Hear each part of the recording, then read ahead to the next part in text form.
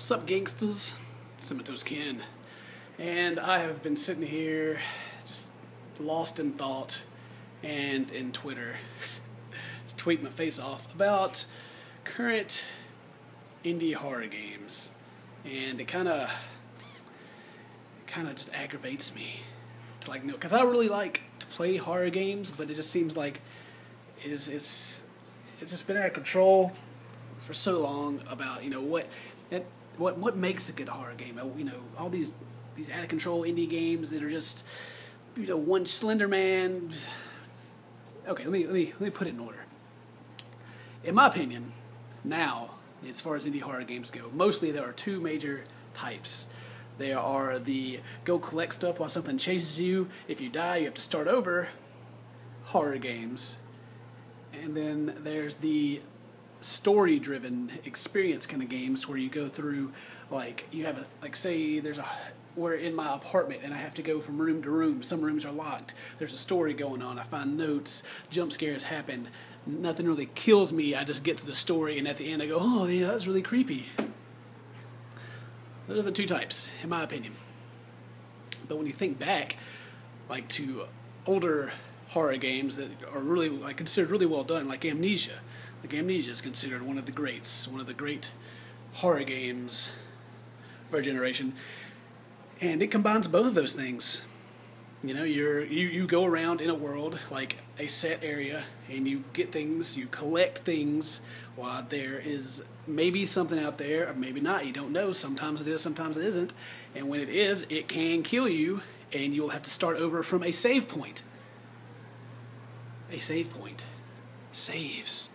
Whatever happened to saves in games? It's like all current horror games are so short you don't need saves anymore.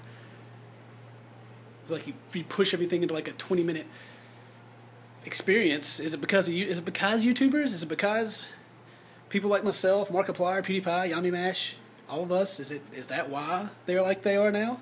So we can fit it all into one video and push people to go look at your stuff, and maybe you can put ads on it, or maybe it can be like Slendy Tubbies, and after some people start playing it, you go put like a $3 download fee on your stuff. Or Paranormal, where it's like,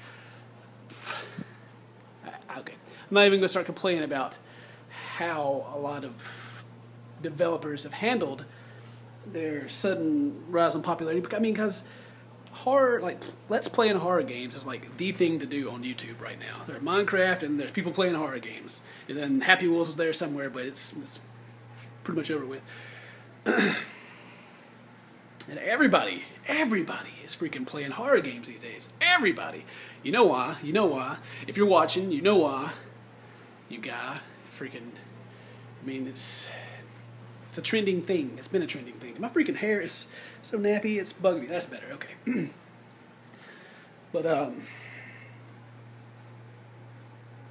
and all these things I'm complaining about, like jump scares. Jump scares everybody says they're so cheap, but everyone uses them because they work. Do they work because I'm actually scared? It's surprising when something jumps on your screen and screams at you. You jump. That's your natural reaction. It scares you. It's like riding a roller coaster. You don't ride a roller coaster to not get an adrenaline rush or feel excited. You ride it because of that. Jump scares are the same thing. You can't help it. They make you jump. Sudden, it's really super quiet. And all of a sudden, boom! Ugly face is shaking your screen. You're like, oh, freaky, scared me. Yeah. It works on everyone. But if it's used correctly, it can be a really powerful thing. Like all the things I can complain about in horror by themselves, in the way people use them nowadays, is terrible. But if you take it and put it in the correct situation, used smart, then it can just be fantastic. Let's go back to Amnesia. It says Amnesia have jump scares. Yep, sure does. It has jump scares. It has jump scares as a collection mechanic. It has a monster that chases you. It has everything all combined into one big ball and then fancily laid out to where it's enjoyable. One thing that does kind of ruin Amnesia for me, though, but you don't realize it playing it your first time, is that when you get caught by a monster, the monster's gone. It doesn't come back. That kind of, it doesn't take away when you're playing the normal game, but when you're playing custom stories and they don't like force reset after you die or whatever, and the monster's gone. It kind of that takes away like, oh, I gotta go through here and there's something gonna chase me. Oh, I got caught, and now I can just walk through it normally, and then the custom story ends because custom stories are really short. But in the original game, this happens. It's like the big break of all the tension they've been building up. You get caught, maybe you get away after a long chase, because usually they chase you in pretty wide open areas, or like areas where you can hide in a lot of different places.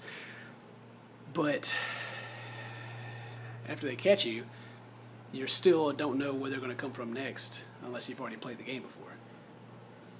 You know, it's not just one big chase scene like it is in custom stories and it's over with. It's they chase me, especially in the dungeon area. They chase me, but there's more than just that one there. Anyway, I'm just. And then people. I said this earlier. People say like, "Dear Esther isn't a game. It's just you just walk around and some guy talks. That's it." Well, a lot of current horror games are like that too. Like the ones I was talking about, story. You can run around and move, and you like find stuff and like things happen and jump, but you can't actually lose. And so it's the same thing, but you call that a game.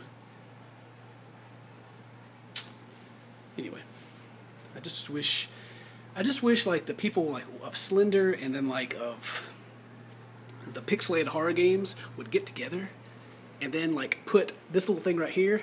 Yeah, I'm making like a little penis man right there. Put this little thing right here called a save feature in it, and we could have both. And it would be longer than 20 minutes. At most. See you guys later.